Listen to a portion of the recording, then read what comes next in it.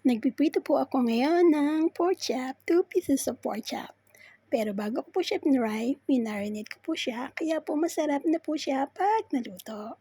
Ayan, tapos ko na po siyang lutuin, sinet aside ko at tayo po ay magpa-fry ng egg noodles.